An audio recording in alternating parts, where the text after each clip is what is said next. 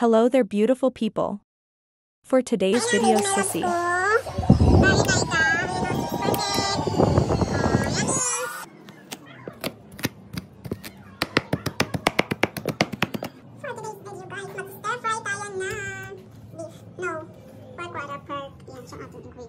Sissy, very light na. Yan siya mga sis. Binabad na natin yan sa toyo, brown sugar, and asin. Ganyan na siya mga sis. Ito sisi, itoasted siya ng very light. Saka ko siya hanguin. Ayan, yan ang gusto ko mga sis. Nagtitado siya. Perfect. This is let's put sa bawang first. Then put a sliced pork. Let's gisa with very light. Ilagay ang paminta. Yeah!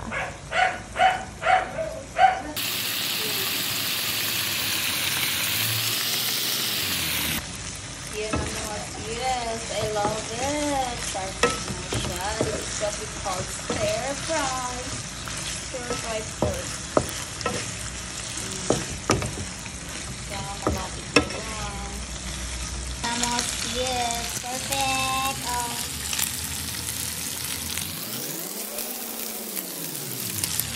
So, Para lumambot siya, yung mga natira ilalagay natin.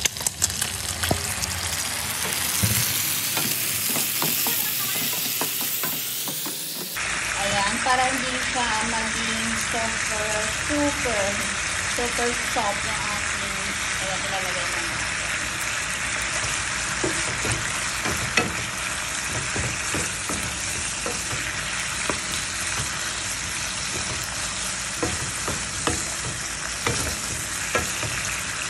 Ayan siya mga sis, titikman natin kung super malabot na. Kung kaya nanguyain ang baby my loves ko. Tikman natin.